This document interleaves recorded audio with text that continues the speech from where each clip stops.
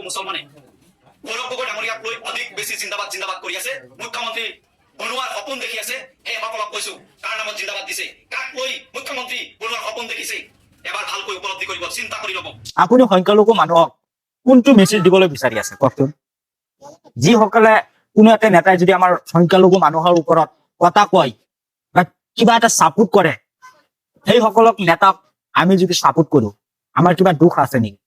আপুনি কোনটো মেছেজ দিবলৈ বিচাৰি আছে সংখ্যালঘু মানুহক? এই হিমন্ত বিশ্ব শৰ্মা ডাইৰেক্টলি কয় মিয়া আমাৰ বাংলাদেশী, সংখ্যালঘু মানুহক ভোট নালাগে।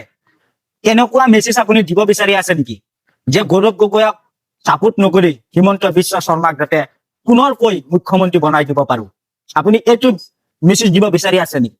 তেনেহলে কোনটো নেতাক আমাৰ মুখ্যমন্ত্ৰী বনাব লাগে আপুনি নিজে কৈ দিয়কচোন।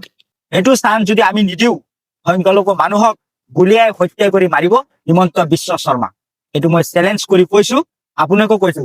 আপুনি ডাঙৰ মানুহ হয় মোৰ বয়সকৈ, আপুনি ভাল এটা মেছেজ দিয়ক সংখ্যালঘু মানুহক। এনেকৈ মনটো ভাঙি নিদিব, পেলাই নিদিব। সংখ্যালঘু মানুহৰ কাৰণে খাটি আছে, যাৰ কাৰণে মই ধন্যবাদ দিছো।